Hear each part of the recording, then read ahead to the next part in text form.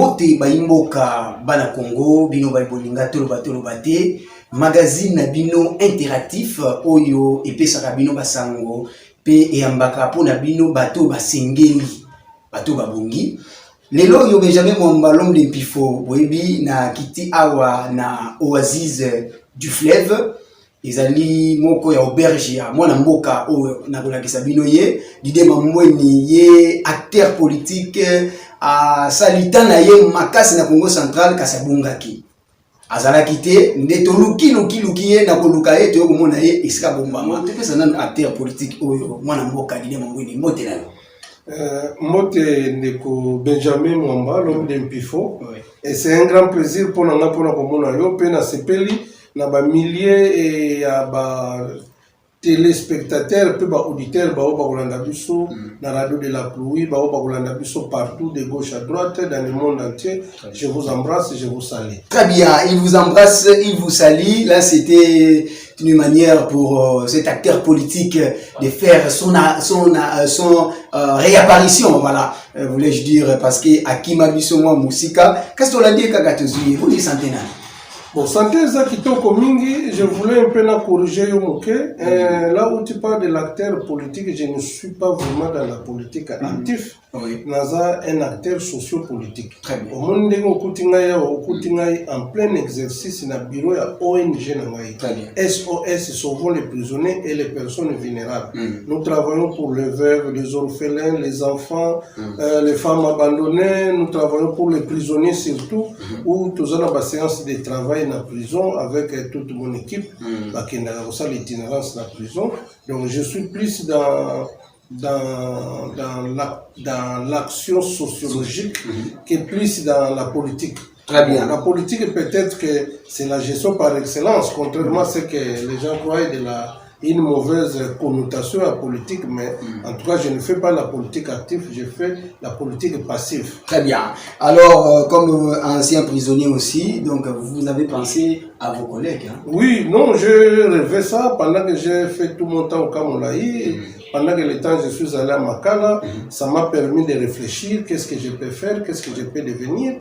Et ce que j'ai vu là-bas en termes d'insalubrité, en termes de conditions infra-humaines, il y a pour ça qu'il y a à réfléchir, parce que ce sont des gens, des imbéciles qui ne changent pas, les gens intelligents réfléchissent et prennent des solutions pour les questions environnementales. Alors, environnement où il y a prison, dans le Congo central, soit en République démocratique du Congo, ce sont des mouroirs, en place à rééducation. Donc voilà pourquoi, et nous nous sommes appelés à changer en nous. Je l'ai toujours dit, on peut devenir prisonnier, soit coupable tout comme innocent. Moi j'étais innocent mais je suis allé en prison et je suis sorti tête haute. Très bien, après votre liberté, vous êtes vraiment en train de faire de votre mieux plutôt pour que vous arriviez à penser aussi à vos anciens collègues prisonniers. Et puis voilà, ce n'est pas ça l'objectif de cet entretien. L'objectif c'est de parler pour la province. Parler de la province, ce qui marche et ce qui ne marche pas. D'emblée, est-ce qu'on peut dire qu'aujourd'hui, la province du Congo central est Zotambola? Bon, pour la province du Congo central est Zotambola dans les conditions voulues par les politiques qui est mise en place. Hein. Donc, temps immerse et les conditions où ils allaient réunis, les moyens qui sont réunis, et Zotambola dans la vision à Félix Tshisekedi du pays à Guiban. Donc, ça marche. Très bien. Donc, pour Nayo, ça marche. Alors, toujours assisté au deuxième conflit aux Alarapé exilés politiques. Conflit entre assemblée provinciale et exécutif provincial. C'est comme si ils ont dit ce conflit entre le gouverneur Guibandou et l'assemblée, le bureau de l'assemblée provinciale. Qu'est-ce qui ne va pas? Na conflit dans la lecture les années. Bon, lecture Eza Yamabe et à cet aspect-là que je peux dire que la province est en train de stagner, la province est décolletée parce qu'il n'y a pas d'action à impact visible. La population qui a crié que ce qui a tout matouana Kei et Guibando Akoya, ça sera un bateau magique, mais c'est vraiment c'est l'épine dorsale, donc il n'y a rien de bon. Hein? Alors l'Assemblée provinciale ne joue pas son rôle régalien. L'Assemblée provinciale, ils ont joué un rôle il y a ma rôle négatif. bazo ba mission na bangote voter des lois en faveur de la population bazo ça le côté regarde un peu ma condition de vie à population ma condition de travail ba route à dessert agricole ba embouteillage problème de l'eau l'électricité donc ça ne va pas. Ça ne va pas dans la province alors que l'Assemblée pouvait collaborer avec l'exécutif pour trouver des solutions palliatives dans les problèmes, tout ça, dans les choses qui ne se font pas. Voilà, donc, moi, je suis dit, mais si vous avez Koto yo babeti question orale avec débat gouverneur azoboya kokende. Est assemblée moutizan erreur to gouverneur ndalingi a loi du plus fort. Non, ça j'ai à ping-pong. Et ça j'ai à ping-pong dans le sens que ndenge bakino balobaka mbwa sui mbwa ezolekela biso. Parce que non, c'est ça. Toi, ne m'emprunte pas des mots. Yo, aux à l'aise. Non, toi, tu fais l'interview, il y a une réponse. Très bien. Dans le but que moi, a su moi dans le sens que je l'ai la population, parce que tu as une notion de préséance. Notion de préséance implique que le chef n'a pas béni. Député, a une suprématie du gouverneur. Et même bien que le chef de l'État, les gouverneurs représentent les chefs de l'État en province, mais il y a des lois qui réglementent. La loi sur la libre administration et la Constitution. Vu que ce qui est lié aux motions, il faut que nous correspondent. Mais dans l'entretemps, motion, il faut y répondre.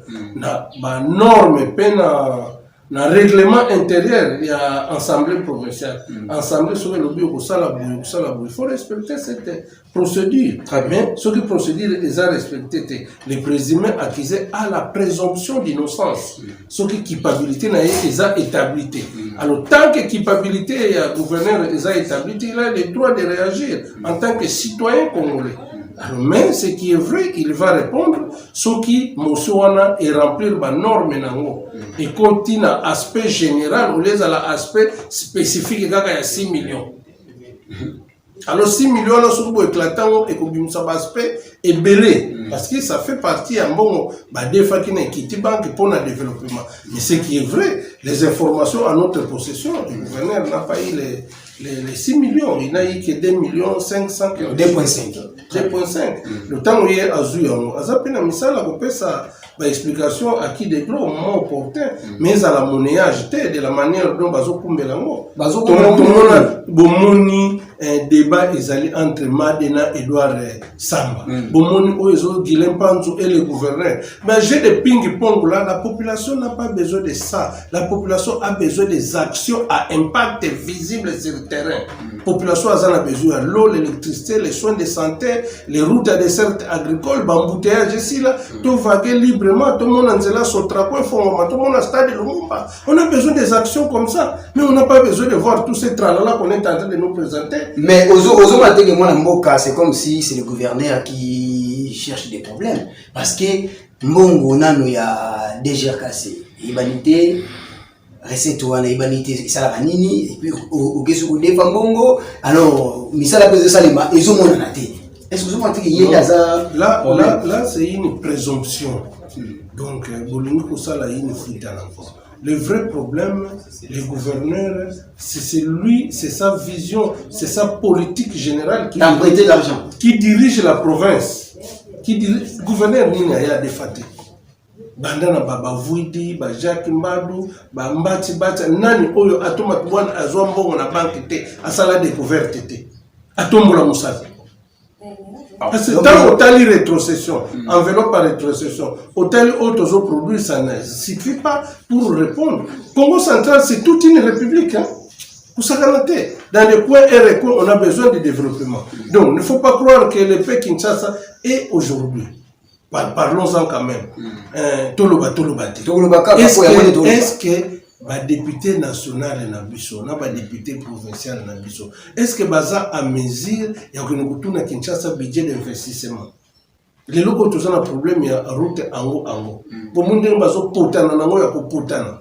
Tu as combien de prix de pose à première pierre et salimi. Les locaux bazo salango so ki jing janga zo salango na ba condition moko précaire là. office de route bien. Bon, qu'est-ce que vous voulez toujours inventer pas les hommes, mais tout ça c'est la politique de Kinshasa. Voilà pourquoi nous, les activistes et les droits de l'homme, nous demandons qu'il y ait une vraie politique générale en République démocratique du Congo qui fait que tout le monde la loi oyo inutile la libre administration, nous mettons la loi sur le fédéralisme. Qu'on rétrocède, on a la place à retenir à la source, nos rétrocessions. Tu vois pas que ce sont des termes préfabriqués, nous avons créé à Félix Tshisekedi. Nous croyons qu'il va balayer les systèmes anciens mis en place par les Kabila, tout ça, mais Félix Tshisekedi a ça tout mélange.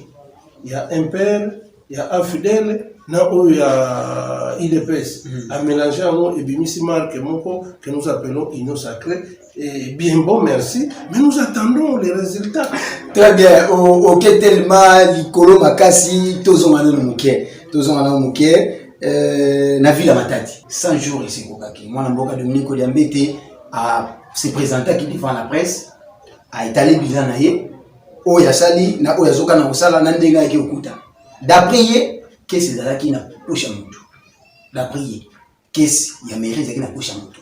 Cette fois-ci, Babundani, qu'est-ce qu'ils ont mis en mairie ndenge sengeli. Bilan naïe. Alobi, Akutaki, ba désactivaki, ba minda nyonso ya nzela. Ba désactivaki amu. Parce que na Congo sous mutalongwe, na biloko pe, il faut l'andaye. Mais à ça l'effort, bazongisi ba éclairage public. Na boyoka lisusu alobi, mama kuluna et sécurité na ville Matadi azoko bundana ngo yango lancer ba opération kumbakimbiko na kuzongisa circulaire moko il y a premier ministre o isala kina makamba ko réglementer mama ba musique nyonso wana na kati ya point de presse na ye alobaki yango yo lokola mwana mboka bilan na eza nini ndenge yo mundi po ngana peso o ya lobaki parce que yo kozana lecture litangi na yo na oyo zo mona depuis que Diambete Dominique a yengeli ngwende ya mairie ya Matadi nini oyo c'est quoi litangi bon toloba te loba papa bilan ya mwana mboka ko Diambete eza négatif eza négatif dans le sens que ça ne répond pas aux attentes de la population. Bilan eza négatif moins ou largement négatif na lobi na yo négatif. Je m'explique. Négatif dans le sens que les taux de banditisme, ils ont qu'il y a 0.0, mais pas ils patinent tous à côté la Kiawa. Oh, c'est vrai. Mais oui, je te dis, tu es journaliste, les indicateurs sont là, Baboumi Moutoula Baoba, Bakuluna, Bapapi Moutou Machette, Braquage et consorts. Mais ça qui même n'attend où il y a parti. Non, moi je ne fais pas comparaison. Wana yo ça la comparaison. Mais ngai yo tunga question na bilan. Je le bilan est négatif, bah tant la population est réunité. Et puis tout le monde a été vraiment sur le terrain. Tu sais que Patinzo s'est passé à la Belle Étoile à l'extérieur. Azamaki madame na Nanda non, c'est pas ça le vrai problème. Et c'est pour la Nanda qu'il faut oser la nani. C'est un problème. Donc, Aza ville est moko. Bozela. Commandant ville azotambrane, ba policier, ba militaire bazotambrane, pour ça la partout, baza la bas cité. Non, parce que non, essayons de réfléchir. Non, nous communiquons devant des milliers de personnes. Très bien. Alors nous devons être à la hauteur de la communication. Très bien. Allez-y. La communication ne peut pas être aléatoire si des femmes, tout ça. Non. Ici, nous parlons de l'avenir de tout un peuple. Parce que Olobi qui y a Banéola Libanda. Oui. Banéola Libanda, c'est pour se battre pour que sécurité à Yonanga est à la absolue. Et mettre en place des stratégies adéquates pour sauver tout un peuple. Ça, c'est Patinjous. Et aujourd'hui, Patinjous par des actions sociales. Chaque tombe, Yonanga Tsokuta n'est pas Patinjous. C'est plein de vulnérables. Oh, mon amai. Tout la vérité, il y a plein de vulnérables chaque matin. Bazana Matadia, poison 1000 francs, à sombre la moine aspirine. C'est un problème. Voilà. Poisson Bamakala, gaga 500 francs, poitiers la moine à moto. C'est tout un problème. Mais alors que lui le faisait. À Kokuta, 200 personnes à continuer dans le pan, aujourd'hui, 20 000. Je reçois un bon 5 000. Et la population s'est retrouvée comme ça. Et c'était chaque jour. chacun de nous posait des problèmes qui répondaient aux attentes de la population. Donc, il faisait une politique de proximité. Aujourd'hui, Patin Nzouzi à Longwe va précipiter, je ne vais pas éventrer les lois, va précipiter, va activer Mbalamoko mise en service na OCC. Et va bimisi Mbalamoko mise en place na Kinshasa pour abandonner la Moussala chaque jour na OCC pour avoir la maternité. Et tout est parti, le coup est parti d'ici à Matadi. Pour que Patin Nzouzi a Matadi avant la Kinshasa, Tongo a Moussala na OCC. Na kangi parenthèse wana. Non, na kangi parenthèse wana. Na parenthèse. Olobi boy. Balongole awa ba réactiver Mbalamoko masolo nyonso na niveau ya Moussala o ya banda kosala liboso OCC. Makambo po abanda kosala na Kinshasa abosa na ville Matadi. Alors que Patin Nzouzi annoncaki na interview moko alobi aza député provincial ou national. Non, moi je n'entre pas sur ce débat-là. Là, c'est un faux débat, d'autant plus que la CENI n'a pas encore lancé la campagne électorale. CENIP est publié dans noté scrutin. Date, l'heure, ni le jour. Donc ça, c'est une fuite en avant. Ça, c'est du populisme. On n'a pas besoin de ça. Et Patin Nzouzi n'a jamais dit ça. Yo, qui a une interview, nini. Ce sont des fan clubs.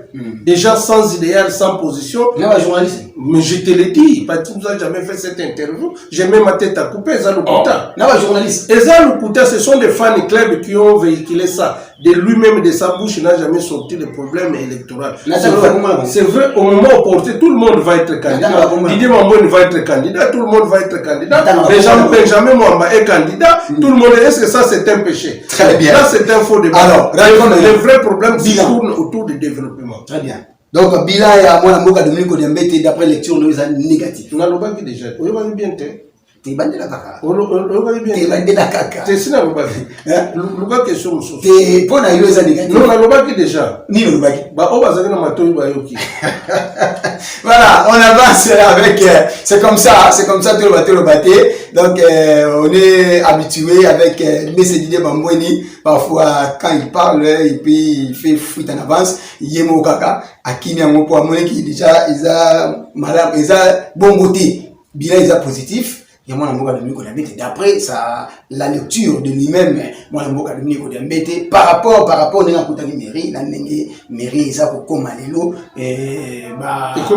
chef de bureau, Zongeli Moussala, pour y régulièrement, dans Moussala, et puis, administration mairie, et Zongeli Nengezalaki, donc ça fait déjà quelque chose. Voilà. Tout ce tralala ne nous arrange pas. Ce qui nous arrange, c'est quoi? Ce qui nous arrange, quelle est la politique mise en place pour aussi les sabambouteillage? Les maires que nous attendons à Matadi, c'est celui qui doit venir nous arranger des routes. C'est celui-là que nous attendons. Les vrais ban à Matadi. On n'a pas besoin de parasites là. Toujours c'est là où au fond la mission c'est là, il y a Belvedere Mpozo. Comme ça les voitures peuvent emprunter cette route là pour désengorger la ville de Matadi. C'est là en bois. Voilà, déjà. Tous les besoin maire de la ville où au fond la mission pendant les copains Tina Sassadine Touba ou Nabouima. Il faut désengorger la ville. Tous les besoin maire de la ville où aussi si la mission c'est là banda Sotrakoti Kalakala na énergie. Les attentes de la population, il y a des parties de coins et comme Maï et Bimakate na Babiwewe, na Ndimbantoani, na Tateme, na Église Kimbangi, c'est l'eau Maï et Zombimate. L'eau c'est du casse-tête. Na Trabeka Maï pour Ebima. Ici, comme sous Maï et Bimakaka, lundi kaka. Tous les 6 jours qui restent la semaine, Maï et Bimakate. Déjà, et aujourd'hui, je te dis, si on a une usine fleuve, quand il y a du courant, une usine fleuve, na Baoba ou na Pomme ou na Belvedere, na Wenzabako, il n'y a pas de courant. Le fleuve, même si on a Tindi qui maille, na Baoba, Baoba va mesurer que Tinda na Wenzabako, na Église Kimbangiste. Il faut qu'il ait politique générale. Sur l'eau, l'électricité, les services sociaux de base. Donc, tout le bateau. Sur le plan sécuritaire, comment se réunit le Conseil provincial de sécurité? Conseil provincial, les maires siègent dans le Conseil provincial aussi à sécurité. qu'est-ce qui est décidé là-bas, et lui, à son tour, qu'est-ce qu'il répercute dans le Conseil urbain en sécurité. Quelles sont les stratégies? Qui sont associés? La population, les acteurs de la société civile, qui peuvent apporter un plus. Ils ont un SOS lancé par M. Didier Mamboueni déjà, et pas le nouveau maire de la ville. Donc on voit déjà, alors maintenant parlons-en. Chaque jour des embouteillages sataniques dans la ville de Matadi. Obani na Kinkanda, pour Obima Coca-Cola, Mvadu, Obima Mpozo, c'est grave. Mais pourquoi politique nous ça le matin pour réglementer les choses? Batiki le même système patine sous cette tikaki, il y a coaché la brigade moko ya batu service de transport. Mais le service est monnayé aujourd'hui 20 000 francs.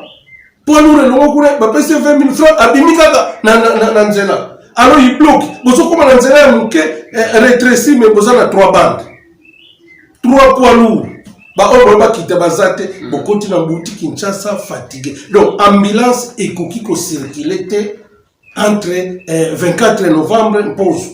L'ambulance c'est impossible au coup faire la nakatia. Bah avion peut y a très bien. Quelle est la politique mise en place par Kodiambete pour pallier à cette situation? C'est une question, c'est une question qui va répondre et tant à Rolanda émission Oyo et n'a pas extrait Oyo et au Komelaye. Et quelle est la politique mise en place par lui pour pallier la situation d'embouteillage dans la ville de Matadi? L'eau, l'électricité, les embouteillages. Donc, il a reçu M. Jonas, le directeur adjoint de la régie des eaux. Nous avons suivi, mais il n'y avait rien de concret. Qu'est-ce qu'on a répondu à ces messieurs par rapport à l'électricité? Pour avoir un problème, il y a l'électricité pour faire fonctionner ma machine là-bas. Tu vois? Alors là, on va encore lancer un appel chez le directeur, il y a énergie, électricité, pour expliquer, parce que la régie des eaux et la SNL va travailler à donc pour très bien. L'État congolais a la régie des eaux l'État congolais a aucun akamole maïe sopanagadi champa aucun akare jaf maï bande banda ko sointe bakan maï oyo ba continue soana ba melaka esi ba futa kango Nyoswana tout le mélango. Alors, rentrons nous sommes des activistes des droits de l'homme. Très bien. Comment les choses fonctionnent. Mais, rétrocession Pézaliwana, monsieur le maire a lobby, bazo travailler dans la société civile et ville à Matadi pour que Baye Bandeni, Moussani, Bakosala, aux prioritaires. Vous au courant? Non, mais moi je vais te poser la question de quelle société civile dont Kodiambé te parle. Autre langue question. Ah, mais oui. C'est toi qui parles de la société civile. Moi, je ne vais pas parler de la société civile. Mais c'est nous qui sommes non, mais moi, je vis à Matadi. Je ne pas collaborer, bazo sur Bazana Bamasolo. De quelle société civile donc il y a Matadi. Nous avons la nouvelle société civile, la société civile force vive, il y a la Socicoc, il y a la société civile force sociale et nouvelle, il y a la société civile Didier Mamboueni. Quelle société civile donc on parle? Donc le rôle Didier Mamboueni, c'est que la société civile, mais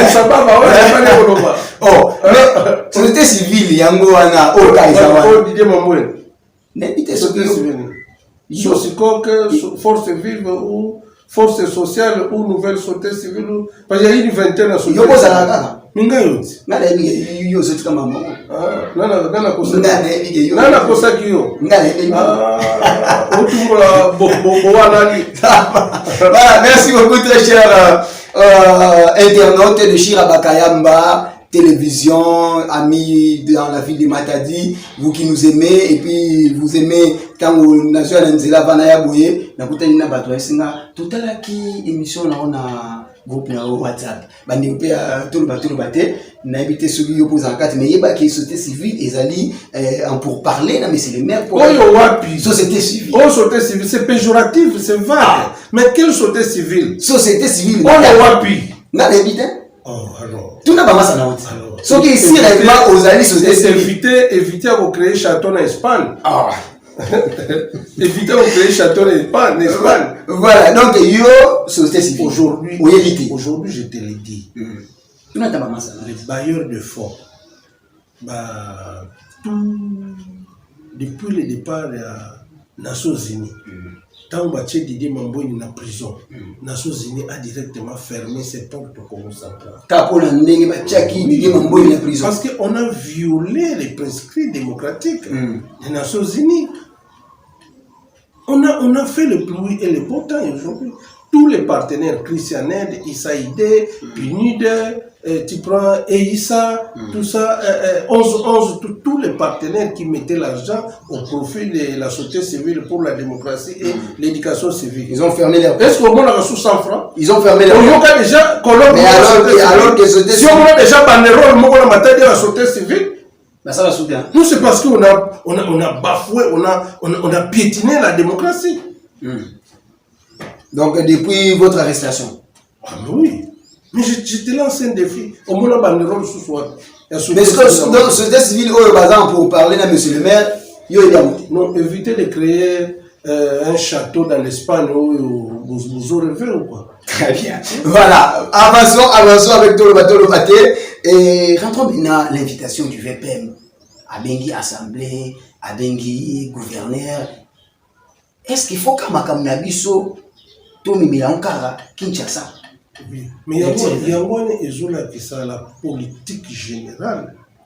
Où est toujours en place, la Congo centrale. Il y a des problèmes, il faut régler la Congo. On n'est pas en mesure de se mettre autour d'une table. Toujours ça, il faut semblant, il faut fouillant. Toujours ça, l'hypocrisie. Hein? Le gouverneur Guy Bandou, c'est un élément fédérateur, des fils et filles. Fédérateur.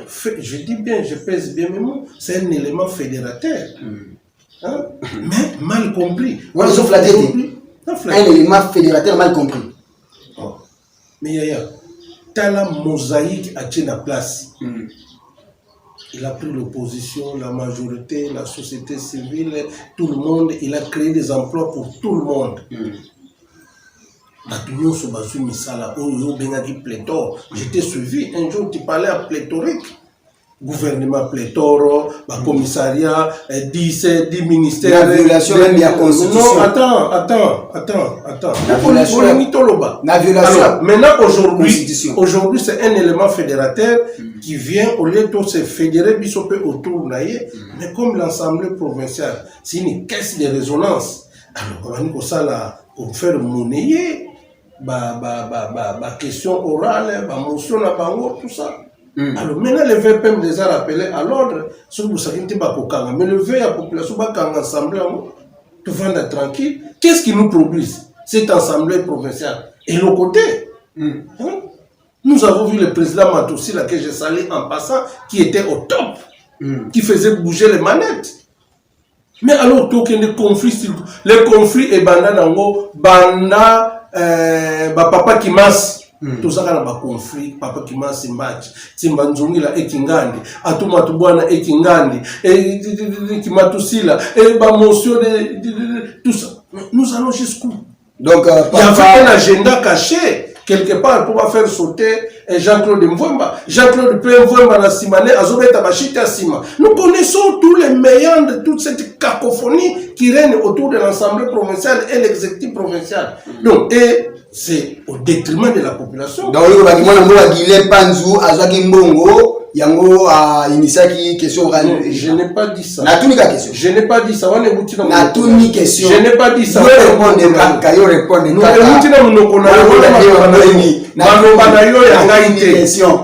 Pour la yone, nous avons cacophonie. Question orale avec débat. Moi, Guilhem Panzou, moi, Chico. Non, je n'ai pas dit ça. Guilhem Panzou a le droit de connaître la vérité. C'est une province, une dette publique. Azana droit à la vérité. Maintenant, la méthodologie. Que dit la loi? Que dit l'Assemblée provinciale par rapport à prescrit démocratique? Mais quand nous suivons, nous allons un peu plus loin. Hôtel Edouard Samba, tous ces propos prouvent à suffisance qu'il y a l'indice, il y a un guise sur roche. Il y a l'os dans les boudins. Donc, moi, Mbongo, Kanya, les autres temps, ceux qui ont la suite à créer pays.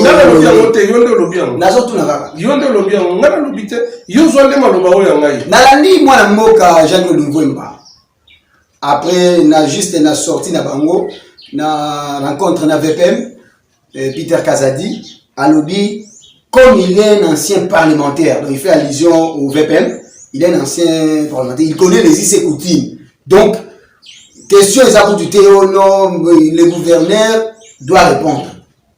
Est-ce qu'il a pour répondre à la question avec le débat, toi, c'est un problème à préséance. C'est un problème à logique. Je vous ai dit en amont, tantôt au début de cette émission, nous avons mis en place des institutions démocratiques, votées par les lois et la population. Aujourd'hui, tout a été mis en place. Maintenant que les prescrits doivent être respectés, ceux qui gouvernent le bâtiment, il faut pas interpeller, venir répondre.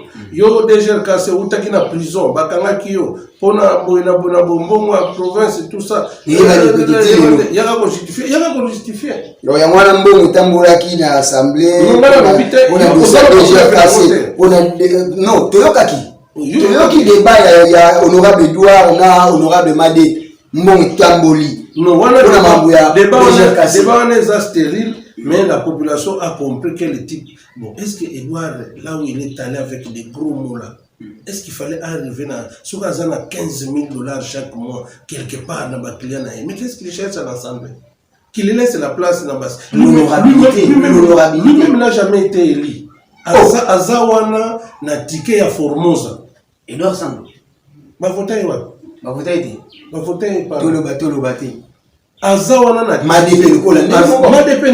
akitani na maman na ye. Mais oui, mais alors cela veut dire quoi? Parce que baza bato yo baponi ba monter na population yango bazo sabilo ba bomo. Baponi ba monter mais bazana bazis et coutume ba notion ya morale tout ce là.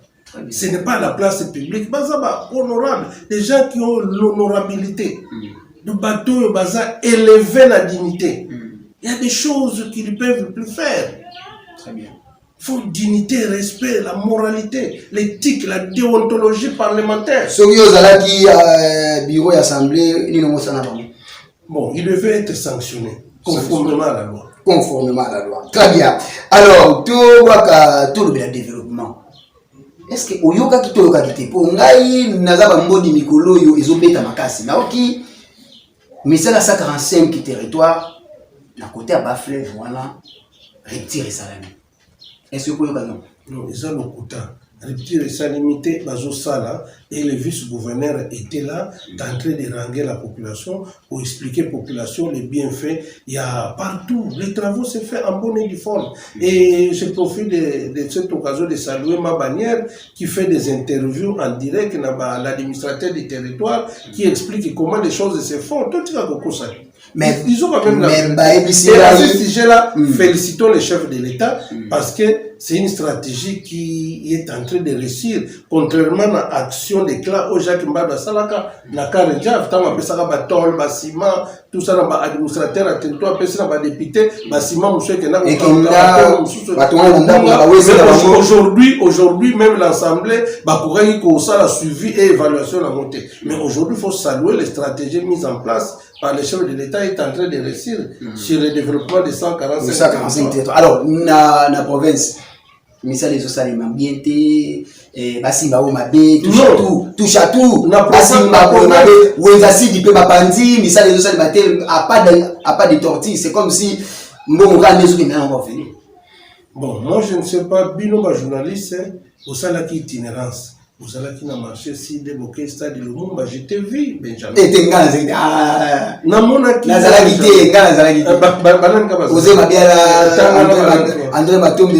mais alors, la restitution a vraiment été positive. Ils ont vanté, prouesse, mais ça les autres. Les contraires. Non, le contraire. Le contraire. Bon, sinon, quelqu'un peut interviewer. Mais pour moi, je sais que c'est une réussite. D'ici là, toute une équipe et qui n'a Robert Nyondo en Afrique du Sud, de Missa les autres, ça n'a pas de géants, travaux les aussi là. Pas de tortille, bien des géants. Des géants, je dis bien. Matériel sophistiqué, tol, acier, aussi, toit, toiture, donc, nyonso. faite en métallique, donc Ezoya. Ezoya. Donc, Alors, alors que Mir, il y a Stan, Axe, il y a Polypax, déjà, Fante Salami. Fante Salami, c'est tout à fait logique. Et Salama Datinini, charge Nini, les supporter, et les travaux, et s'il est noté. Moi, nous sommes en train de dire que nous sommes besoin de lui le fait. Voilà. Donc, ceux qui battent l'oubli dans le boca, les gens qui battent moto. Oui, c'est un faux débat. Ce que nous attendons, c'est pour tout l'ère des jeux. Et puis,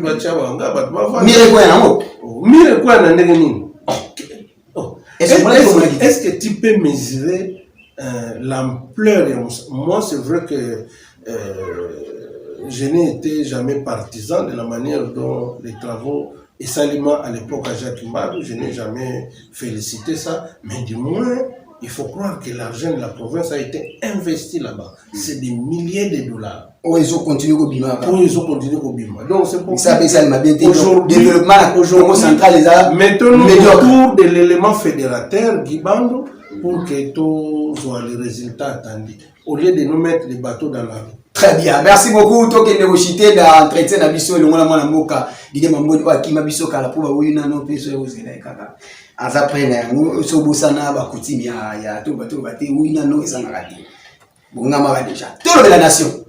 Union sacrée, Abimali déjà, moi, on a Azokola. Côté Union sacrée, Abimi, côté opposant, Martin Faïlou, Sesanga. Moïse Katumbi na Matata Ponyo. Lecture na opposant wana.